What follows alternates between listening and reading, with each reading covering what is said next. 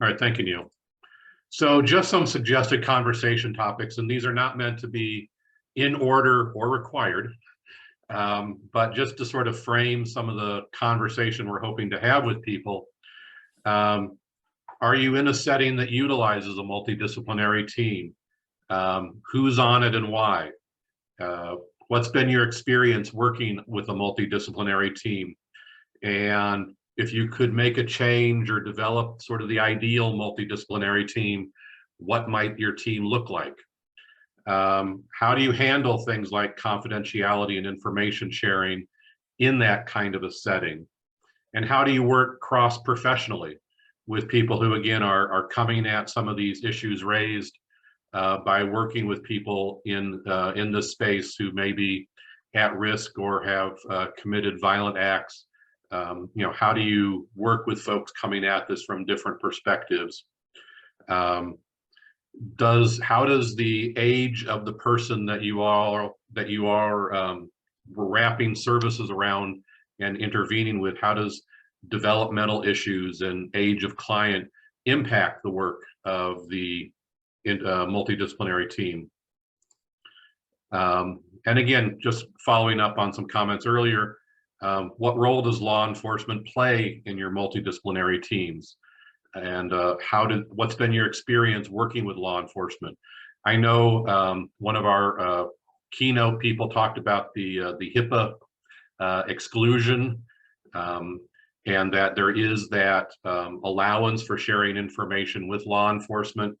But again, in my work in this area, I know that I'm speaking primarily as a social worker. There can be some reticence or confusions around what can and cannot be shared with law enforcement, under what circumstances, what can be shared. So even with the understanding that there's a HIPAA allowance there, that doesn't necessarily make it crystal clear to the multiple professionals in these kind of team settings. And then the importance of documentation. How do you document the work of your team, and how do you manage, and what are some of the standards of practice? So again, these weren't meant to be exclusive or required conversations, but we wanted to just give people a chance to sort of think through some of those things. Nicole, anything you want to add about these questions, or just sort of framing the conversation? I'm just going to come at it from the kind of the K12 perspective. So we did talk a little bit about, and you mentioned this, about the age of the person. You know, if you're talking about an elementary school student, there's going to be a very different discipline, approach to how you interview and speak with that student. Documentation, I think, is important, as well as the confidentiality piece. And coming from a school counselor perspective, we are taught that you don't share information unless a student is about to harm themselves or planning to hurt someone else. There are certain requirements that have to be met before you break that confidentiality. And so to have to include law enforcement in that, knowing that that student might be on the verge of, potentially being charged with something, your goal is to try and prevent those things from happening and keep the students safe. But I think those are all conversations we need to have, coming from my perspective. At the school level, my job is to protect those students. And even if that means, trying to keep the law enforcement away from them, when I have to be aware that law enforcement is going to have to be involved, even if it's for situational awareness sort of thing. And then thinking about how, we already work with confidentiality as far as like IEPs go, for instance, for K12 people. Not everyone has access to a student's IEP. So that documentation, not everyone is going to have access to those documentation items when it's coming towards a threat assessment. So as Jim said, we do not want to sit here and talk back and forth to each other at all. We would like to engage you guys in these conversations to talk about what is happening in your situations.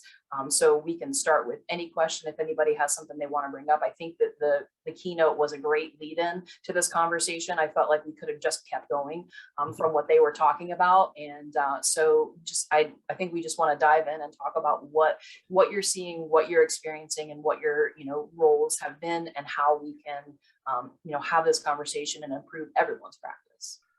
I'm gonna, if it's okay with people, I'm gonna stop sharing my screen just so I have a better chance to see everybody on the camera. I can pull it back up if necessary. And then I guess the only other thing I would like to just preface the conversation with is on the website for the practitioners network are a number of documents that have been developed for the various webinars the network has done. And one of the documents on there is related to behavioral assessment and management. And on that document is some good information about some best practices related to multidisciplinary teams. So if you need a good document as a follow-up to this facilitated conversation, I would encourage you to go to the PPN website and look for the document on behavioral assessment and management, just so you can have a takeaway with some key stuff about multidisciplinary teams. So why don't we Nicole and I can stop there, and we can address some of the questions that come up in the chat, as well as just if you want to unmute yourself, go on camera, not go on camera, whatever you're comfortable with.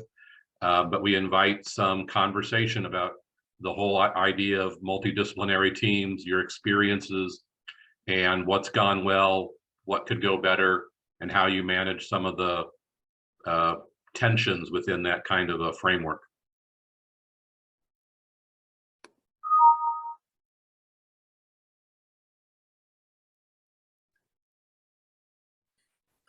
This is the audience participation element of this conference, so please don't be shy. We don't have anything in the chat right now, so if anybody wants to unmute themselves and just talk, we don't require you have your camera on. So please, I saw Greg turned his camera on. I don't know if that means he wants to say something or not, so that would be great. Yeah, I don't care for a whole lot of dead space, so I'll jump right in. Thank you. I'll try to give you the real short version. By nature of the organization and by nature of the program, we know we can't do it. We got to have working disciplinary teams. And we know when we create teams, we got to let them go through the forming, norming, storming process. So we have some structure around that. But when it doesn't work, it's often miscommunication or leadership. So we often ask, who's the lead and who's the co-lead? We don't want the leader not be able to attend the meeting and nothing happens. Hey, that's the co-lead's responsibility. But throughout the structure of the UWASI program, from the governing body down to the specialty team, there's a lot of accountability. There's a lot of accountability. We sit around the table and go round robin and say, are you okay, Atlanta Fire? Are you okay, Atlanta Police? Are you okay, Atlanta EMA? And speak now or forever hold your peace. The organization essentially is a convener. So 39 members from throughout the metropolitan Atlanta area, many of which are elected officials, they come to the room designed to take off their City of Atlanta hat and work on this regional project. Water is not Atlanta, water is the region. Homeland Security is not Cobb County. That's one of the neighboring jurisdictions. Homeland Security is regional. With kind of more honed on this space, we made it clear that when it comes to sharing assets or acquiring assets, that the jurisdictional members need to be at the table. I mean, sometimes we would structure it. We have enough money for 3 and it's 7 of y'all. Who's first, who's second? How do we phase it? We are putting out a bid for X, Y, and Z. You approve of the specifications or design the specifications. So they have some what we call sweat equity in it. Now moving over to the kind of non-asset distribution, if you will, we made it very clear. When it comes to planning, the subject matter expert is who we want in the room. We don't care if they're a member of the footprint or not. Let's go get the best. The old adage is someone asks a question and everybody looks to the person, not the leader, looks to this person to want to know what the answer is. We want that person. If the subject matter expert in the region, across the region, outside the region, we want them in the room when it comes to planning. When it speaks to training, we would get participation and get folks to work together by saying, we're going to allot so many slots. And if you want to share some of your slots with a jurisdiction within your footprint, then you can. So we give Atlanta 10 slots and they only have enough bandwidth to have 5 of them, then they can share it with their joint adjacent jurisdictions, but they can't go 2 counties over and give that slot. And then I'm going to drill down just a little bit more and really close this. When we did that program, obviously someone said there's a show the consequences. There was an incident, and the government's reactive. There was an incident that thrust that into being. So we went and spoke with the leadership of those faith institutions and said, under what scenario will you participate in this conversation? But we reached out to other leaders who already knew them. We didn't go cold. We basically went and leveraged the relationship that was already there. And you got to do that. You got to, and that's kind of managed relationship 101. Go with a friend who knows the friend that gives you the warm transfer, if you will. And establishing some groups like the one, we call them working groups. So there are working groups that are created that it simply may be an initiative. Less than a year, we need these folks to come together, and then they disband. That project's done. But on this combating domestic violent extremism, we already had those working groups and relationships with faith communities. We went to our JTTF members and say, we're going to do something different. Not just tell us what you need, help drive this thing. So now you got faith community members in the same room with JTTF members. And sort of the bottom line, in many of these jurisdictions, there are people that's just what they are. That's just what they do. A person might be the assistant fire captain, but he is also the thyroid expert. Well, we want you on the thyroid work group. That's not your role and responsibility now, but you're the key member that will help move this project along.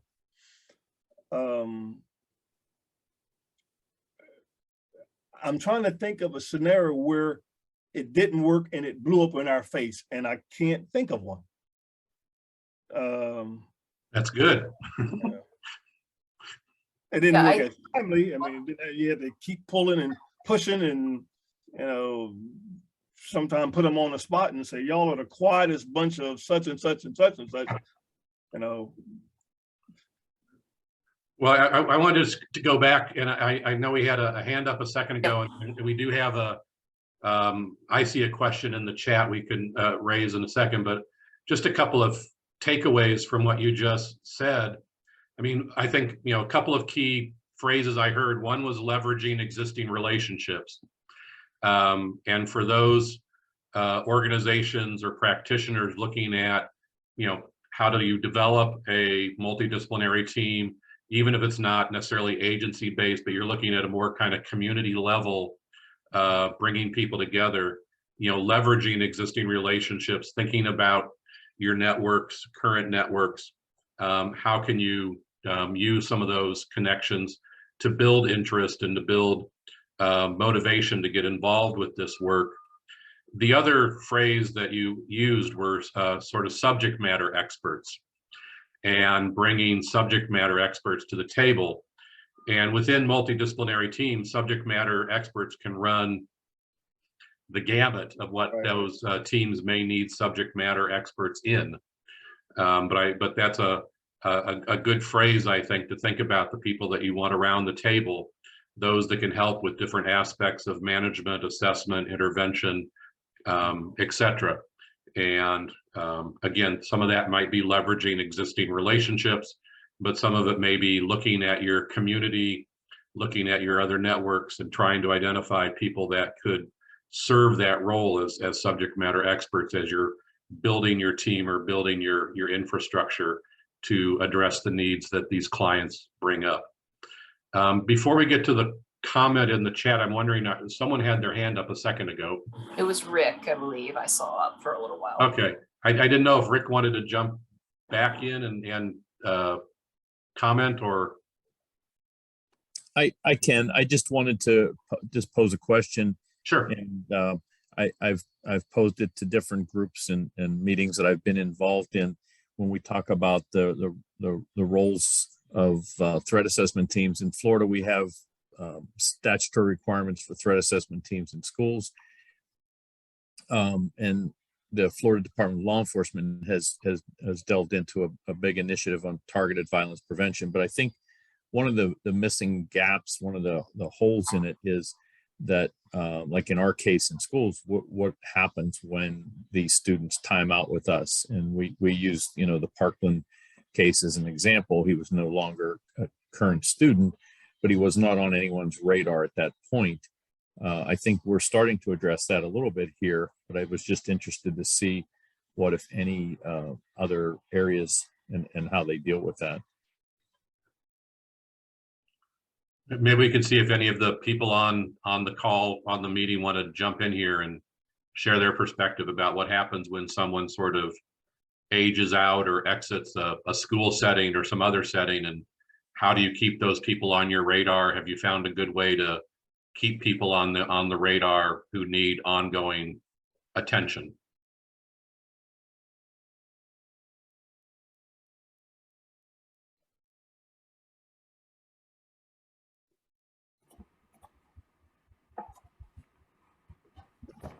I could say I think that's a really important question.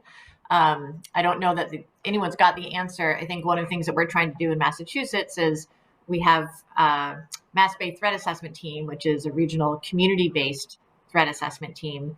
And Sarah Wielden, who's the coordinator of that team, is working really hard to build bridges with schools and their threat assessment efforts, because really, I think, we need to be thinking not just what about when a kid ages out, but what happens at 3 o'clock when the bell rings. There's really a community intersection with every institution, and every institution is sort of bounded in a way where they can't know the whole of it or speak to some of the things that happen kind of beyond their purview. So I think it's an important model to kind of push forward, is how can we coordinate institutional threat assessment teams with more community-based threat assessment teams, so that there's a bit more of an umbrella that holds people as they move through communities.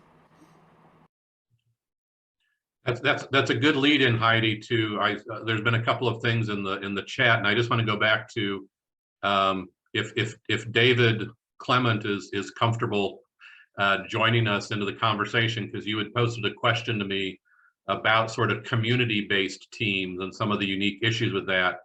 And then I see your comment saying community interventions are key here. If you're comfortable unmuting and want to jump in and just share your experience trying to do this teamwork at a community level, I think that would be helpful.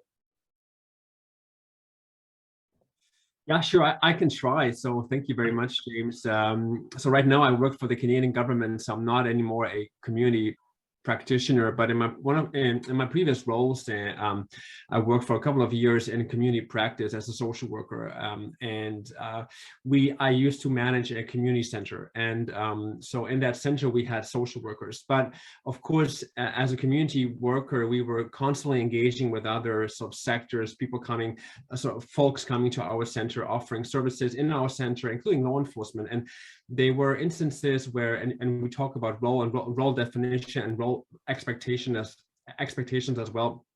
Well, we saw that sometimes law enforcement officers were thinking they would need to counsel our youth at risk, and then we became anxious because counseling and providing that level of support is not, in my view, part of the role that law enforcement plays here. In other instances, we had midnight soccer events where we tried to engage with youth at risk from every Friday from 10 p.m. until 2 a.m. in the morning, and that was a way to engage with youth that are street involved and so on. And we again had services come to our to these events to offer, you know, services very low key, have conversations, and again also law enforcement. And many of the youth had issues with law enforcement, so it made many youth uncomfortable that for some reason police shows up at a venue where we used to play soccer, have fun, and have meaningful conversations in one-on-one or group settings. So I took this back. I was also managing a situation table with law enforcement as well for 5 years. And we talked about roles and responsibilities and how our different sort of sectors work on situation table, but that does not mean that these roles that play out into different settings, such as a midnight soccer setting or showing up and providing quote unquote counseling to youth at risk in a community center. So these were some of my experiences. It can really differ if you're sitting at a situation table with clear roles and responsibilities, including law enforcement, community outreach, mental health services, as well as other settings such as midnight soccer, for example.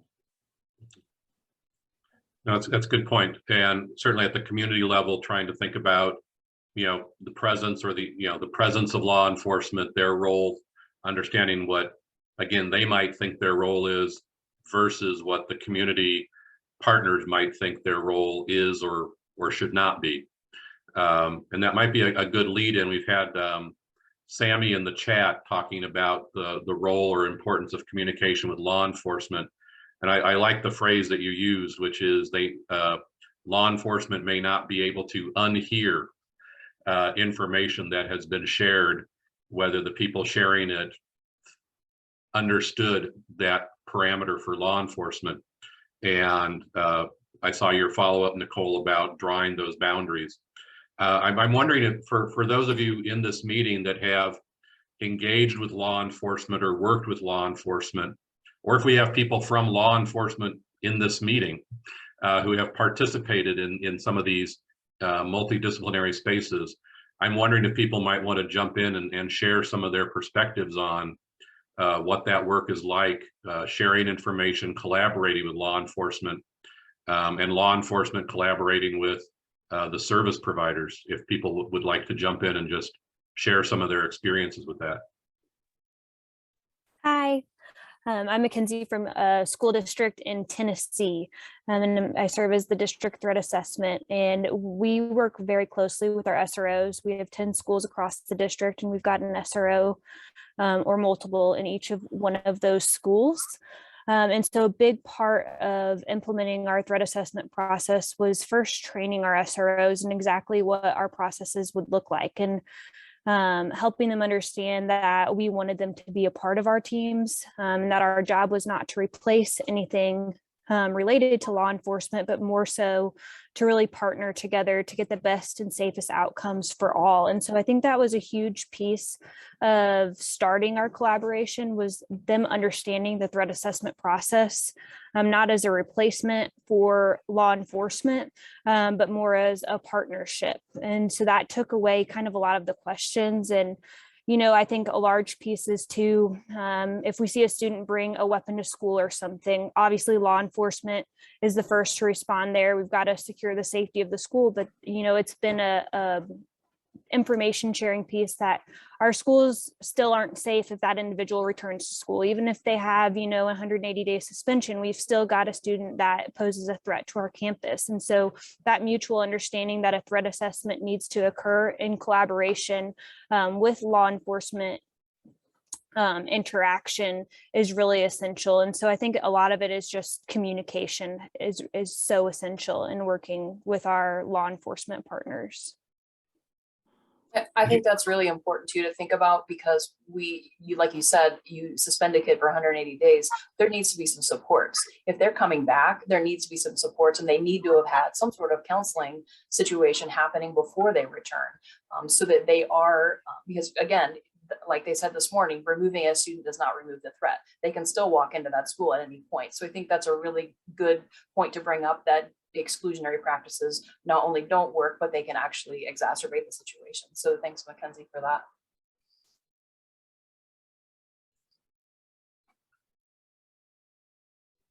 Rick also mentioned, so Florida does have statutes in place for threat assessment teams, and Ohio is in the process. We are establishing threat assessment teams. There's a statute for that. However, we don't have any like a statewide receptacle, and I know Florida is working on that. I don't know Florida if they actually extend past if that statewide receptacle is just like K-12 or if it goes into higher ed or even in adulthood. I don't know if anybody wants to talk about that as far as, and we brought that point up before that, you know, once they leave that school setting, we don't necessarily have eyes on them any longer. So does anybody want to, you know, bring up anything that they have done or work they've been able to accomplish in keeping tabs on those students that may have moved or matriculated?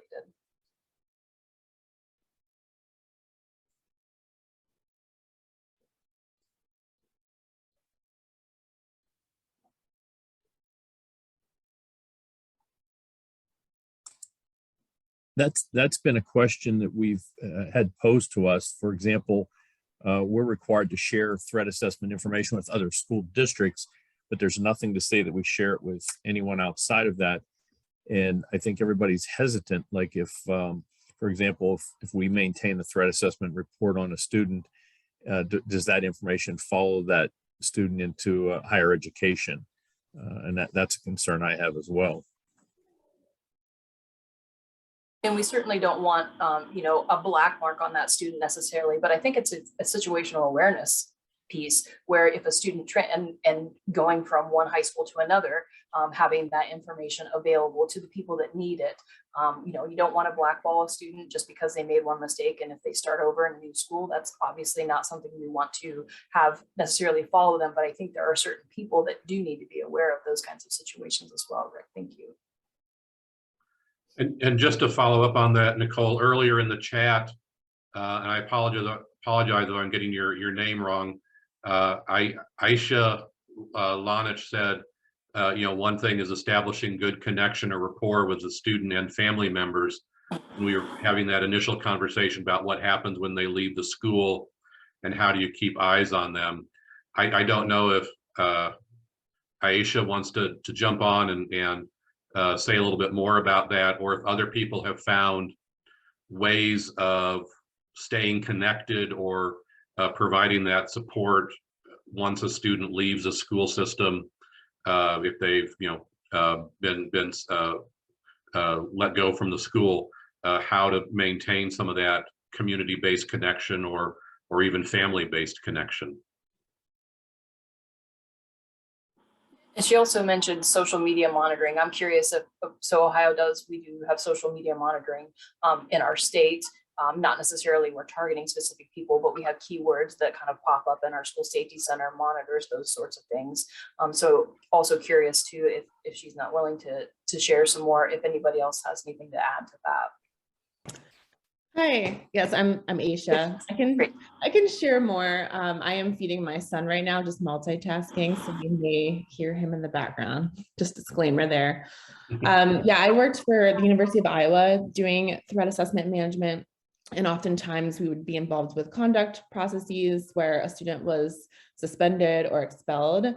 So I found it very important early on to establish really close connections and rapport with that student, and expressing like sincere compassion for them, and getting connected to outside supports and resources, and showing that you value kind of like their future success as well. That, you know, even though you are leaving the university, or if it's an employee who's terminated, you know, I do work for the university, but my support and help doesn't end there. So making it from like a helping standpoint too, I think is really good. And looping in parents, if students are okay with that early on, has been really helpful to maintain those connections, because, you know, sometimes you might get a student who fades out or stops responding to you, and then you at least have third-party monitors that can reach out to you if a new concern pops up, or if you want to just check in to see how things are going. And then also social media monitoring, that's something that I do with most of my cases, just checking in to see if there's any posts that are concerning, any major behavior changes. We use TweetDeck too to look at maybe threats to the community when we had a lot of demonstrations going on and things of that nature. We would screen around certain events that were happening as well. So I think those are just key with if you're losing anything that's, you don't have any type of mandatory connection to the student, they're not coming in and going to school, they're, you know, you don't really have eyes on them. You can't say, hey, you have to meet with me at this point. So just some things that I've found to be really helpful. Thank you for sharing that, and your baby sounds adorable in the background. Thank you. And I see Judy just posted in the chat, and just wanted to follow up with your comment, Judy, about being at a large university and getting information ahead of time. I don't know if you or someone in a similar situation wants to share a little bit more about how that information sharing has gone, whether it's been helpful, relevant, inconsistent, late in coming. You know, I'm curious about just the experience of how that information gets to the right people in the right way to actually be useful for the work that you or others in larger universities who are working in this space. Yeah, I can chime in on that too before maybe someone else wants to. We had a team get together. It was, you know, director of conduct, threat assessment team director, and folks with our police department to screen any applications that came in. Were there any red flags or student disclosed prior significant arrests or convictions? So come to the table and kind of go over that and gather information on the individual and kind of just have a conversation on, you know, should they be admitted on this? What types of supports need to be in place? And then having them on our radar as maybe someone to potentially monitor. Typically, we found that, you know, most students trying to come in were open and honest and seemed to be trying to move forward, and there wasn't really a need to further monitor the situation or work with them. But it was good to know that they were going to be a part of our community and that we could connect them to resources early on. So I did find it to be helpful, and we would at least have them in our system. Just if they would pop up again, we would have more information on their background as well, which was helpful. Thank you. And yeah, Judy, I saw you unmute yourself. I didn't want to know if you wanted to jump in here as well. Yeah, I would second that. And, you know, I feel like we get the gamut. And when we get that information up front, whether it's from admissions or the student discloses, it's really valuable for us, because then we can, from the get-go, help support and get them connected with services and supports. But we get the gamut. There are times where we get it in the beginning, and then there are times where it's well after the fact, where we're doing research of, oh, the student's been suspended from 3 other schools, and it would have been really helpful to have that information in the beginning.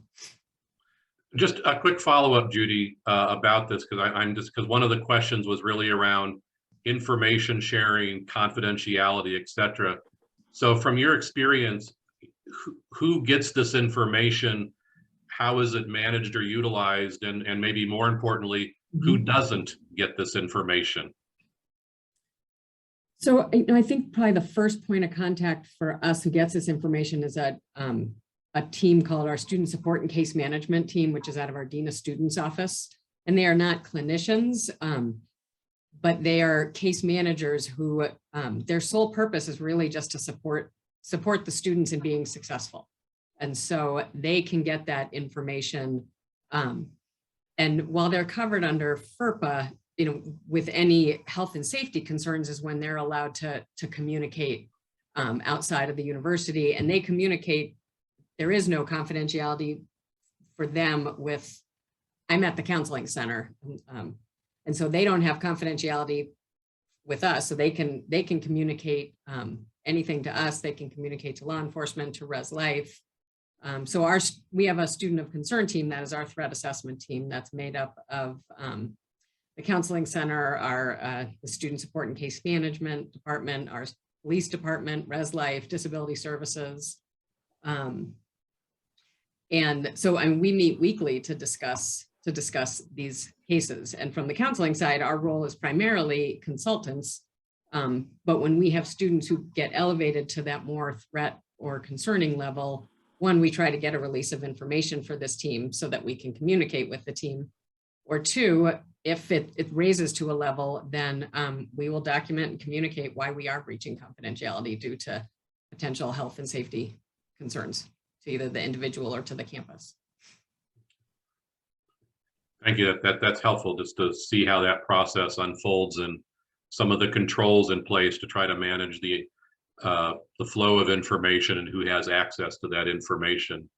Because I would imagine that would also raise some anxieties potentially, even among the students themselves, wondering who knows what and what impact that might have if information was shared with less rigorous controls. So thank you for sharing that.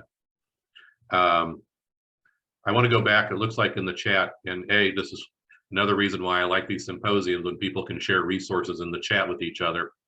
So thank you for being helpful to other people in the meeting. But Bruno, I know you were responding to a comment earlier about the family involvement, family partnership, and how families are engaged in, how they are worked with through the threat assessment process. Could you say a little bit more about, again, the role of family in your work, or some of the ways that you've helped families understand the behavioral threat assessment process, or what's happening, why it's happening, and how do you get them in as collaborative partners as opposed to perhaps scaring them away or making them fearful about what's unfolding? Sure. Step one is bringing them in early on and really being sincere about the process, and then staying in touch with them throughout the management piece, which I think sometimes it's a piece that's missed. There's communication during the assessment phase, and then you put interventions in place, but you're not updating them. So it's important to maintain the communication. And especially when students move to college or other places, when we're closing our monitoring because they're no longer here, we explain to families that, this is not, the change in behaviors are not necessarily due to a miracle cure. It's because of all of the things that we put in place, which is really important for you to sustain that and share. So here's a list of things that we put together and we were doing, and hopefully you can maintain the strategies that we put in place. Also, we try to gain parental permission if they're seeing a therapist outside of the school environment, to get them to communicate with our clinical social workers or LPCs, so that they can maintain two-way communication. And we do the same with them. If the parent has a waiver signed, we will tell the therapist, hey, the student is graduating. Here's a list of things that we are doing on our end to ensure student success. So we just keep them going, and they get, at some point, eventually they'll see that even if they're suspicious about the threat assessment protocols that we have in place, they will 9 out of 10 times they'll become a partner, because they get to see that we mean what we're saying. We want student success. We're not just looking at the threat. We often find common denominators with lack of academic engagement or attendance, which is why we also develop academic plans and attendance plans so that we can ensure student success. And they get to see that. So communication is essential. Thank you for sharing that. And I liked your summary in the chat, Nicole, about transparency and communication. And I think Nikki in the chat makes a good point that, again, because the symposium brings in people from a variety of states and locations, some of what people are talking about may or may not be reflective of what is happening in your particular state or jurisdiction or city, that things can vary greatly around laws, mandates, funding, resources. So we have to sort of understand kind of what's out there, what's possible, and then what's possible given where you're located, and working within the parameters of what's allowed given your particular state or location. Not everything is going to work everywhere. So I'm trying to get caught up on the chat over here. So. Oh, you're on mute, Nicole.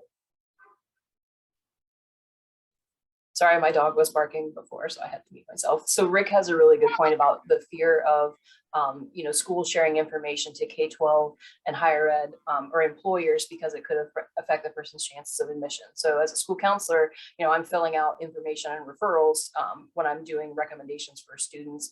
And there are always questions about whether or not I should be sharing much information. So I think that's a good point. I appreciate what Judy said, though. It's a preventative practice rather than stigmatizing the student. I think they're trying to be proactive and support the student rather than keeping them out. Again, I don't think it should be restrictive. So I think those are two really good points. I want to just follow up with what Zach just put in the chat.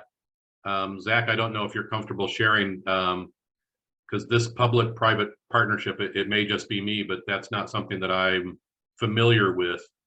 I don't know if others are and might want to jump in, or if Zach feels comfortable jumping in.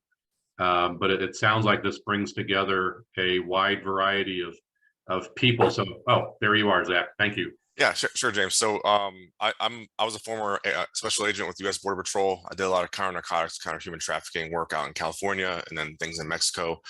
And then I later was a special forces officer in the Army, and did a lot of things with the intelligence community and federal law enforcement. But in the transition from leaving Washington, D.C. behind and moving, I was looking for ways to stay connected. And McCain Institute was one of those avenues that I've gotten connected with some of my former colleagues, things like that. But the FBI has this public-private partnership called InfraGard, and there's national chapters. There's also local regional chapters. And those organizations, for instance, here in the state of Ohio, you get access, once you're approved as a member of InfraGard, you then have access to nearly every state and regional resource to be part of the solution. So that's the IC3, which is, I think, the Internet Crime Complaint Center, or the regional fusion centers, working with all the different federal authorities that are within each state. And on a fairly weekly basis, I suppose, or even bi-weekly, there's lots of webinars and events that you can choose to participate in, mostly at no cost to you. And they really do bring a lot of different folks from across disciplines to those webinars and those events, to be really solution oriented on how to solve some of these wicked challenges that are out there. No, thank you, and I appreciate it. Looks like Matthew and Stephen put in the chat some links to the InfraGard. And I'm just wondering, either Zach, while we have you on the screen, or if Matthew or Stephen want to jump in, I'm just curious how people have used this information in their work. Have they found the access to the information informative to some of the work that they're trying to do in their local communities? So I'm curious about how it gets translated into sort of on the ground work. So I'll give my little snippet here, and I don't want to do a shameless plug for my company, but I joined this firm after having turned in my badge at the CIA 2 years ago, and it was a company that had a technology that I had never seen before, and I'd longed for in a lot of my work across 54 countries around the world. And they have a emotion AI technology that was born of federal funding in a university. So there's over 400 peer-reviewed published articles about the technology, patented, lots of intellectual property based on that. But what it does is it measures emotion from any textual or transcribable data source. And so some of the discussions we were talking about earlier was like, how do you know what happens when a student goes home? Well, most kids today, I know my 3 kids all have devices. And guess what? What's open source or publicly available for a lot of communities, and depending on the legalities, things like that, title authorities, can be seen as fair game. Now, obviously, depending on where you're working, there's rules, left and right limits on what you can pursue and what you can't.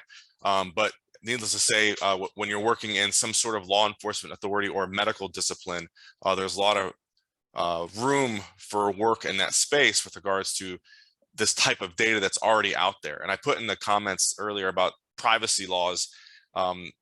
We as users of these devices and these apps and all these services, for the most part, give away our rights to a lot of the privacy on these apps and this data. And so I'll never forget when Facebook bought Instagram. I deleted my Instagram account because Instagram said it needed access to my contact list, not just my Facebook or Instagram contacts, but my phone contact list. Why do they need that? Why do they also need access to your emails on your phone? Think about that.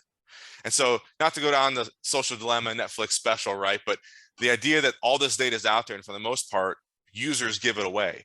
And so here locally within my business, obviously my business focuses on government clients, the Department of State with disinformation, SOCOM, things like that, with exploiting adversaries in the social media sphere and open source intelligence world. But with the work that we do in our pharma business, our healthcare business, we get HIPAA compliant data between doctors and patients within telemedicine. And we're helping the doctors, work with their patients. We're helping patients understand what the doctors are prescribing or telling them to do. But all of these things are based in emotion because we are human beings. We're not as rational as we hope we would be. And the reality of some of the status quo sentiment analysis tools is they fall short because they're not very predictive. You can't just say tonation and polarity gets you there. You have to think about the context from which you identify and find the idioms of language. And so we apply it every single day because it works across our business units, from the work we do in academia with identifying the right archetype students to go into STEM programs, to doing things like end-to-end talent management with the talent bleed that we're seeing in the Greatest Resignation, where we've created an app that's called the Stay Interview to prohibit or inhibit the exit interview. So I'll let somebody else talk about it. Really interesting things that I'm glad that we're having this discussion. Thank you for sharing that. And I was going to ask Matthew or Stephen to jump on if they wanted to talk about their use of that, but I'm also looking at you, Neil, because I apologize. I have not been paying attention to time. So I'm not sure where We we have are. 10 minutes left. Okay, thank you.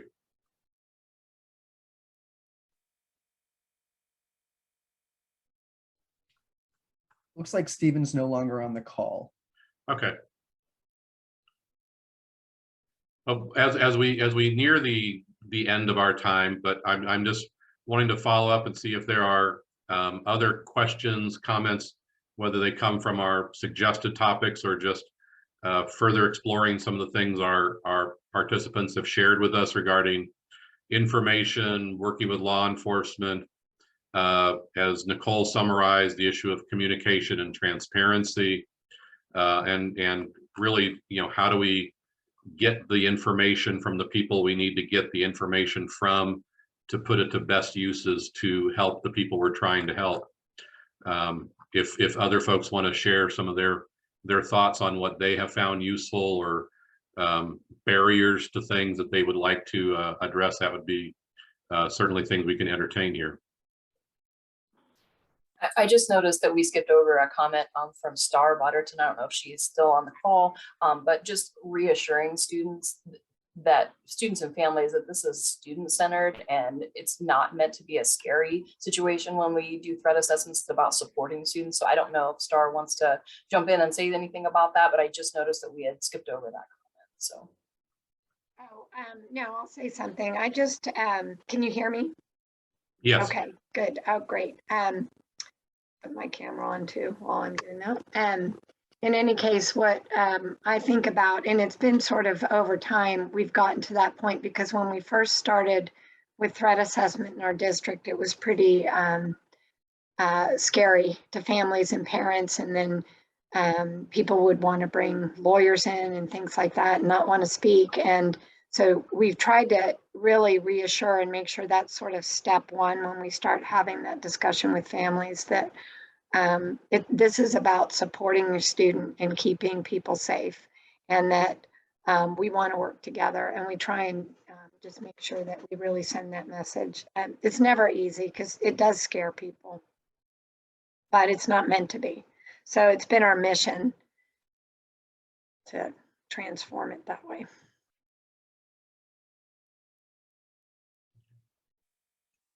Thank you, Star, for sharing that.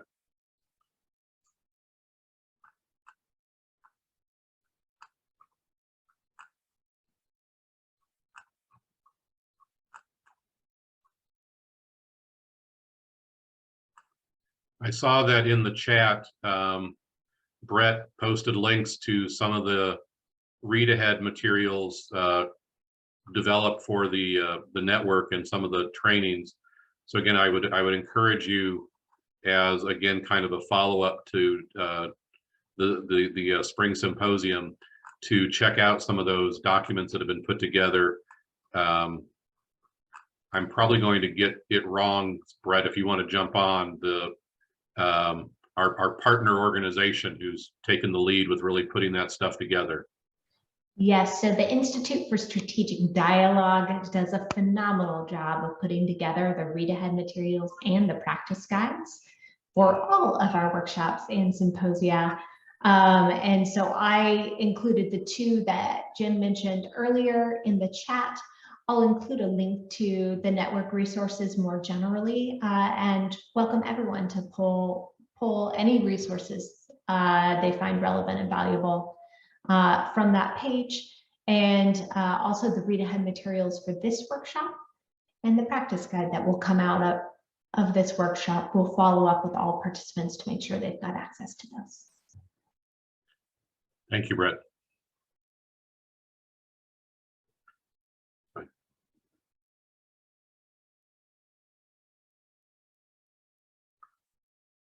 I'm trying to make sure we've captured everything in the chat, I think, because there's been a lot going on over there.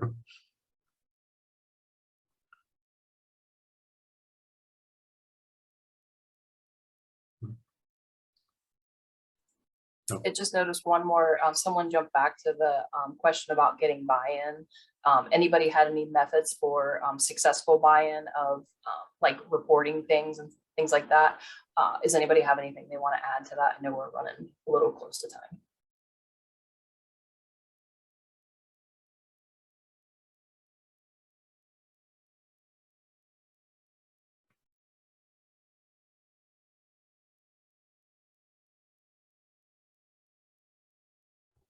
Yeah, I can speak to that too. So I would often hold presentations for different student organizations on campus, just trying to meet with different groups and just so they could see a face for who was on the threat assessment team and feel more comfortable. And I would also create scenarios where we would walk through those together and say, hey, this is your friend, you know, they're saying this or doing that, what would you do? And this is what we would do with that information if you called us. So they would understand what the information would maybe be used for, that it would be used for good and for supporting their friend versus being overshared or there's no over response. So I found that to be really helpful. I did something similar in Ohio. I haven't actually presented it because of COVID, but just talking about the see something, say something, and that you're being supportive of your friend and you're not ratting them out, quote unquote. So keeping that sort of that at the forefront of their mind, you're helping someone, you know, instead of telling or tattling.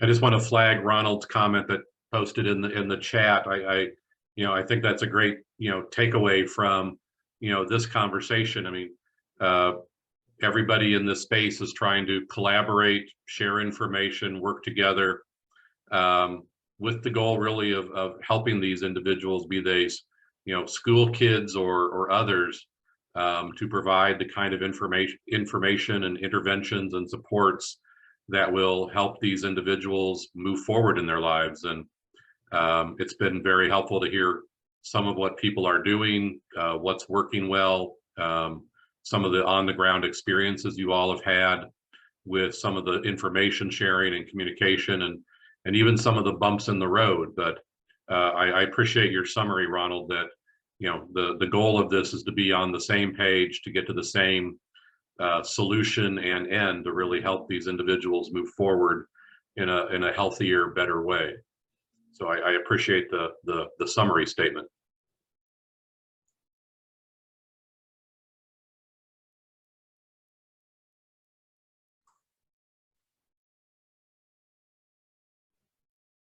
And Nicole and Jem, just a quick time check. We've got 2 minutes left in this conversation if you want to start with wrap up.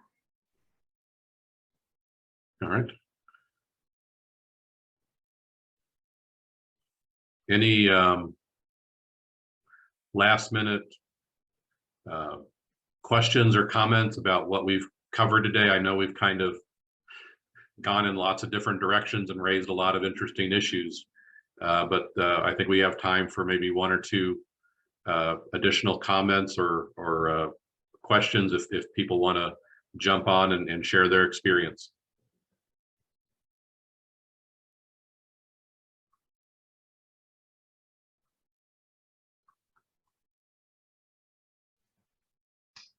And since so much of this topic has focused on the role of integrated and assessment in schools, I want to remind everyone we are continuing the conversation tomorrow with the panel explicitly on integrated assessment and management in schools. So welcome everyone to continue that conversation there. Well, I imagine we can probably wrap it up, Brett, and people may have gotten themselves maybe an extra minute for a break, or if you want to let people know what the agenda is looking like, take it away. That's what I'll do. So first, everyone, please join me in thanking Dr. Jim Marley and Nicole Miller for their role in facilitating this conversation and their leadership across all of our network activities. Our next facilitated conversation, we're going to take a 10-minute break, and then we'll have a facilitated conversation led by Dr. Heidi Ellis and Dr. Rachel Nielsen. And that will explore terminology and really reconciling language across all of the different types of assessments we do in this field, be they threat assessments, risk assessment, biopsychosocial needs assessment, and how they align with support and how they may or may not increase buy-in across relevant communities. So we're going to take a 10-minute break, and then we will kick off with Heidi and Rachel. Thank you all, and I'll see you soon.